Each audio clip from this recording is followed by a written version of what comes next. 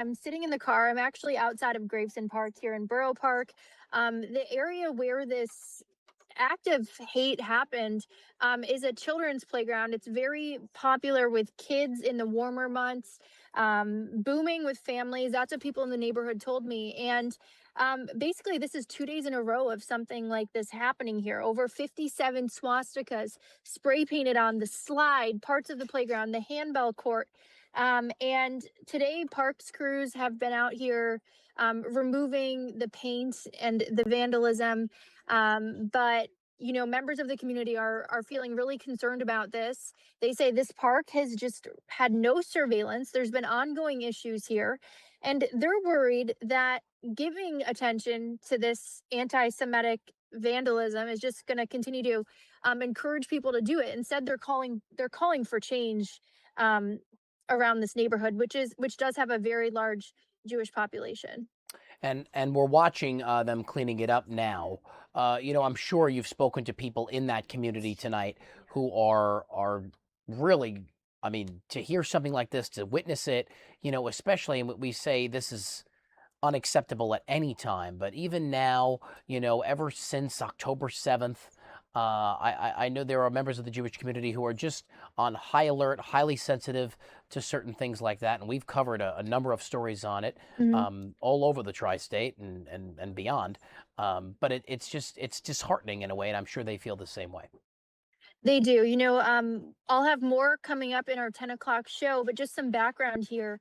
Um, one resident who lives nearby, he's a member of the Jewish community here in Borough Park. He lives right near the entrance to the park, so he's sees people coming and going all the time. He actually uh, invited me into his home with his family, sat down, did an interview with me. He remained off camera, but we were able to film it.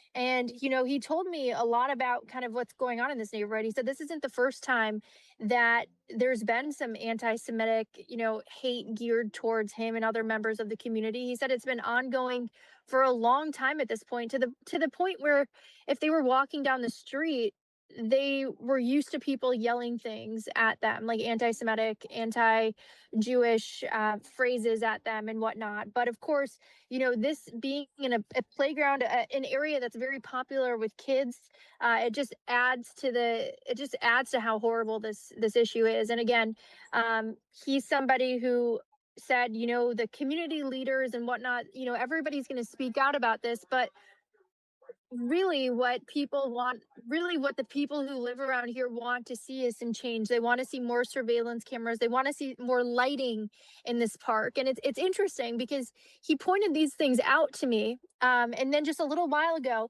we're looking into this park, and he comes back over to where our car is, and he told me, look, somebody's lighting a fire in this park right now, just to show you that there's no rules and Mm. no, like, there's no regulation or any monitoring in this park. Somebody lit a campfire in this park in Borough Park, Brooklyn. And he kind of just told me, things would be a lot better if police monitored it more, and of course if cameras get put up here. So they're hoping with these elected officials, responding to this incident and whatnot, um, they'll feel encouraged to actually make some tangible changes rather than offering simply condolences and not condoning this act of hate.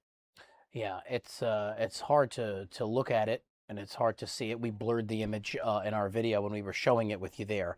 The mayor, Mamdani, has come out and said he's sickened by this anti-Semitic vandalism in Borough Park. Anti-Semitism has no place in our city, and I stand shoulder to shoulder with the Jewish New Yorkers who were targeted. My administration is working closely with the NYPD's Hate Crimes Task Force, as well as our Parks Department, and those responsible will be investigated, held accountable. I think that's the next thing, Meredith, right? It's to try and find who's responsible. Do they have any leads? Exactly. So there's no leads right now that's made public. Of course, there are definitely certain circumstances where they could have some ideas of suspects in mind that they aren't publicly sharing right now. But it does sound like, from the community leader that I spoke to here, and from seeing what Governor Kathy Hochul and Mamdani both said earlier about the hate crime force out looking for the culprits. They're doing everything they can to identify the people who are involved. And from what I have heard, it sounds like once those people are identified, who knows? They could be made. They could, use these people to kind of set a precedent and make Mm. these these perpetrators known to the public. Great job reporting out there tonight, Meredith. We thank you for bringing all of that to us, and she'll have more at 10 o'clock in the hunt for these, and maybe there'll be an arrest between now and then. We never know. Meredith, thank you.